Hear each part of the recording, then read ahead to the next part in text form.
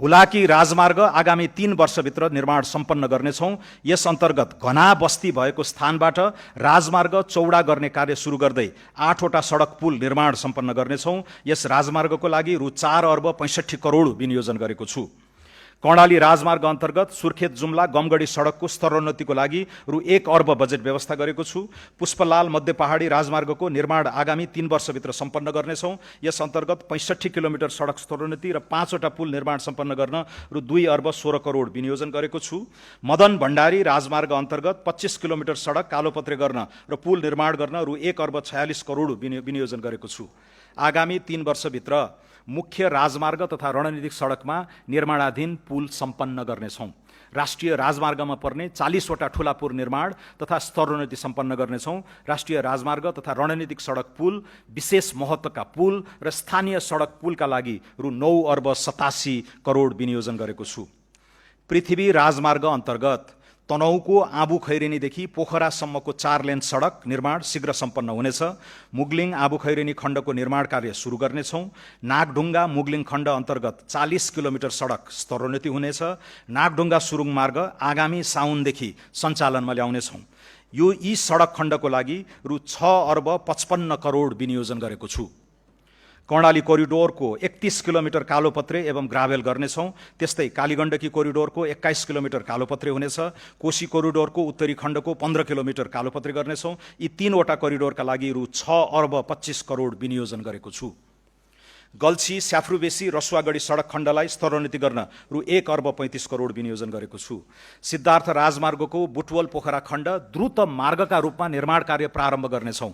आगामी आर्थिक वर्षभित्र सिद्धबाबा सुरुङ मार्ग सम्पन्न हुनेछ। महाकाली कोरिडोरको दार्चुला टिङ्कर खण्डको ट्र्याक खोल्ने कार्यलाई विशेष प्राथमिकता दिएको छु।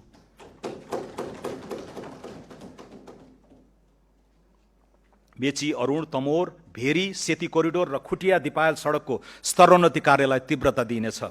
काठमाडौँ चक्रपथ विस्तार अन्तर्गत कलङ्की वसुन्धरा खण्ड विस्तार कार्य सुरु गर्नेछौँ। वसुन्धरा चाबैल कोटेश्वर खण्डको डिजाइन सम्पन्न गर्नेछौँ। टोखा छहरे सुरुङ मार्गको विस्तृत सम्भाव्यता अध्ययन गर्नेछौँ।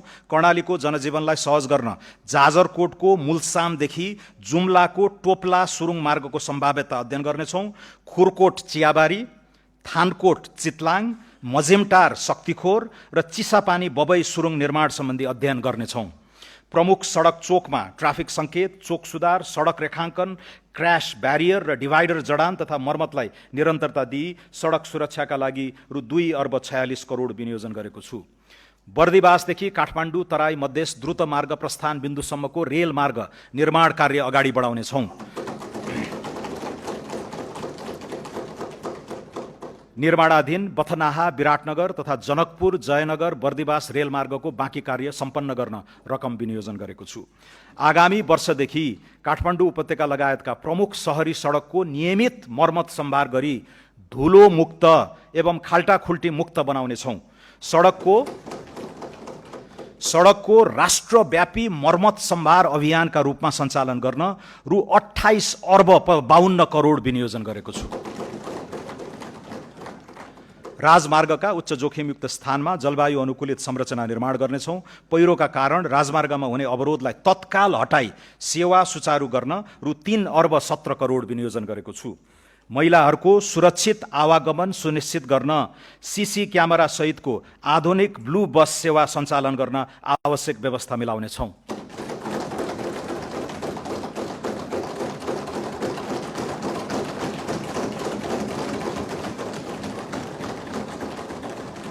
शहरी विकास मध्य पहाडी लोकमार्ग आसपासका 12 स्थानमा पहिचानयुक्त सहर निर्माण गर्न जग्गा विकास र पूर्वाधार निर्माण कार्यलाई निरन्तरता दिन रु 1 अर्ब 83 करोड विनियोजन गरेको छु।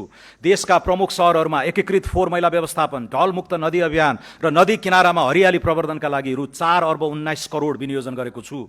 जेनजी आन्दोलनका क्रममा क्षति भएका सरकारी भवनको प्रबलीकरण तथा पुनर्निर्माण कार्यलाई प्राथमिकता दिनेछौँ।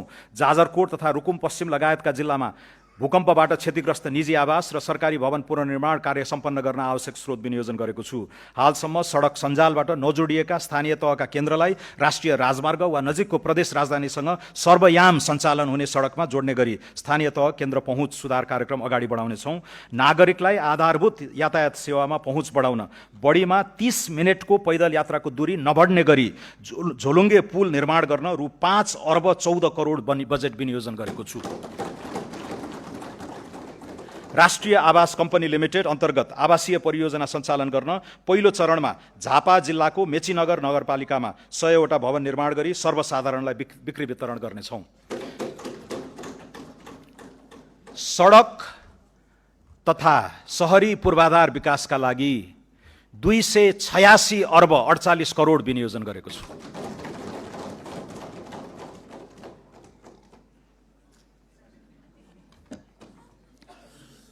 सम्माननीय सभामुख महोदय, सम्माननीय अध्यक्ष महोदय, खानेपानी तराई मधेसमा सुक्खा याममा हुने खानेपानीको चरम अभावलाई दिगो रूपमा समाधान गर्न समुदाय स्तरमा डिप बोरिङ सहितको खानेपानी प्रणालीको विकास गर्नेछौँ।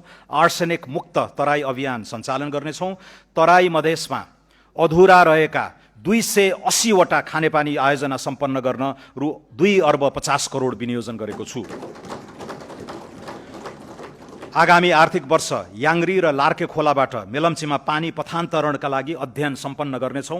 कीर्तिपुर, मध्यपुर थिमी, जोरपाटी, पेप्सिकोला, नागार्जुन र महालक्ष्मी लगायतका स्थानमा पाइप सञ्जाल विस्तारको कार्य थालनी गर्नेछौँ।